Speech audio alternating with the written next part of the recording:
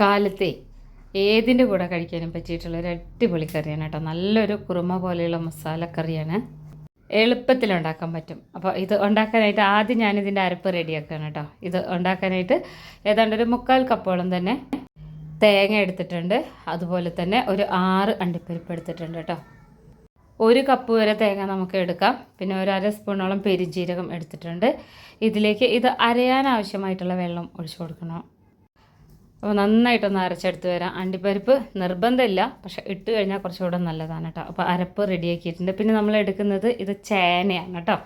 ഈ ഒരൊറ്റ ഇൻഗ്രീഡിയൻസ് വെച്ചിട്ടാണ് നമ്മൾ ഉണ്ടാക്കിയെടുക്കുന്നത്. ചേന ഏതാണ്ട് ഒരു 1/2 കിലോൻ്റെ തൊലിയൊക്കെ കളഞ്ഞെടുത്തതാണ് കേട്ടോ, മുറിച്ചെടുത്തതാണ്. പിന്നെ ഒരു 3 സവാള എടുത്തിട്ടുണ്ട്. മീഡിയം സവാളയാണെങ്കിൽ 2 എണ്ണം എടുത്താൽ മതി. ഇനി ഞാനിവിടെ കുക്കർ സ്റ്റൗവിൽ വെച്ചിട്ടുണ്ട്. ചൂടായി വരുമ്പോൾ നമ്മളിതിലേക്ക് വെളിച്ചെണ്ണ ഒഴിച്ചു കൊടുക്കുക. ഒരു 3 ടേബിൾ സ്പൂണോളം വെളിച്ചെണ്ണ, 1/2 സ്പൂണോളം കടുക് ഒന്ന് പൊട്ടി വരുമ്പോൾ ഇഞ്ചി മാത്രമാണ് കേട്ടോ.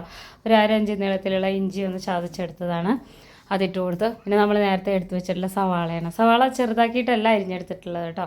ഒരു 3 പച്ചമുളക് കീറിയത്, കറിവേപ്പില, പിന്നെ തക്കാളി 2 എണ്ണം, ചെറിയ തക്കാളിയാണ് കേട്ടോ. വലുതാണെങ്കിൽ 1 എടുക്കാം.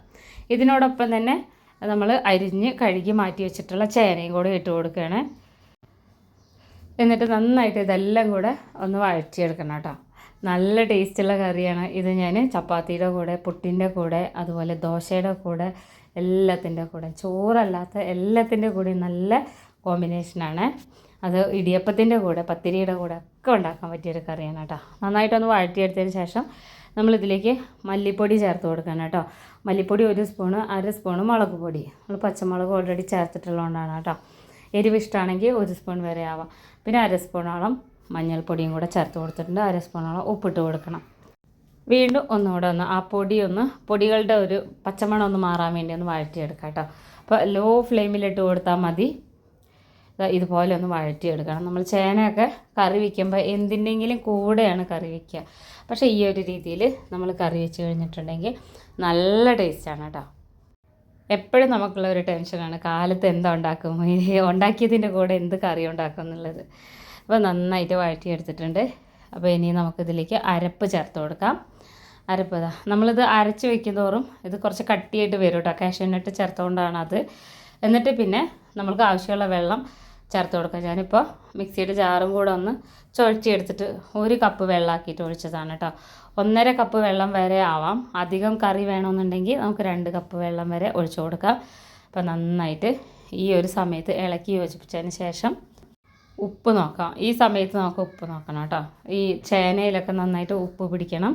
അപ്പോൾ സവാള ഒന്നും വഴറ്റി ഒത്തിരി സമയം കാത്തിരിക്കേണ്ട. ഇനി അടച്ച് വെച്ചിട്ട് മീഡിയം ഫ്ലെയിമിൽ 2 വിസിൽ പോയാൽ മതി. ഹൈ ഫ്ലെയിമിലിടരുത്, മീഡിയം ഫ്ലെയിമിലിട്ട് കൊടുത്താൽ മതി. 2 വിസിൽ പോയതിന് ശേഷം നമുക്കിത് തുറന്ന് നോക്കാം നമ്മുടെ കറി എങ്ങനെയുണ്ട് എന്നുള്ളത് കേട്ടോ. അപ്പോൾ വിസിലൊക്കെ പോയിട്ട് ഒരു 10 മിനിറ്റ് കഴിഞ്ഞതിന് ശേഷമാണ് ഞാനിത് തുറക്കുന്നത്. കാണിച്ചു തരാം നമ്മുടെ കറി എങ്ങനെയുണ്ട് എന്നുള്ളത്. നല്ല ടേസ്റ്റാണ്. ഒരുപാട് മസാലകളൊന്നും തന്നെ ചേർത്തിട്ടില്ല. നല്ല മണമാണ് കേട്ടോ. അപ്പോൾ അതാ എണ്ണയൊക്കെ തെളിഞ്ഞ് നിൽക്കുന്നുണ്ടോ. ഇനി നമ്മളിതിനെ ഒന്ന് ഇളക്കിയെടുക്കണേ. ഇളക്കിയെടുത്തിട്ട് നമുക്ക് വേറൊരു പാത്രത്തിലേക്ക് മാറ്റാം കേട്ടോ. ഇത് വേണമെന്നുണ്ടെങ്കിൽ മാത്രം ഒന്ന് ഉടച്ചു കൊടുക്കാം. ഇത് ആവശ്യത്തിന് തിക്നെസ് ഇതിലുണ്ട്. നമ്മൾ പുട്ടൊക്കെ ഉണ്ടാക്കുമ്പോൾ സാധാരണ ഒഴിച്ചുകറിയാണല്ലോ നമുക്ക് ആവശ്യം, ദോശയ്ക്കും പുട്ടിനൊക്കെ. ഞാൻ അധികം ഉടച്ചെടുക്കുന്നില്ല കേട്ടോ. ഇത് ഈ കറി വയ്ക്കുമ്പോൾ ഈ ചേന ഇങ്ങനെ കഴിക്കാൻ ഭയങ്കര ടേസ്റ്റാണ് കേട്ടോ. നന്നായിട്ട് കുക്കായിട്ടുണ്ടാവും. ചേനയ്ക്ക് അത്ര വലിയ വേഗമൊന്നുമില്ല. അപ്പോൾ അടിപൊളി കറിയാണ്. നമുക്കിനി ഇതൊരു പാത്രത്തിലേക്ക് മാറ്റാം കേട്ടോ.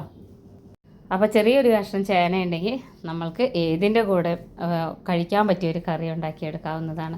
ഇനി ചിക്കനും മട്ടനും ഒന്നും വേണ്ട. എല്ലാവരും ഉണ്ടാക്കി നോക്കണം. വീഡിയോ ഇഷ്ടപ്പെട്ടാൽ ഫോളോ ചെയ്യാനും ലൈക്ക് ചെയ്യാനും മറക്കരുത്. എല്ലാവരും ഉണ്ടാക്കി നോക്കണേ.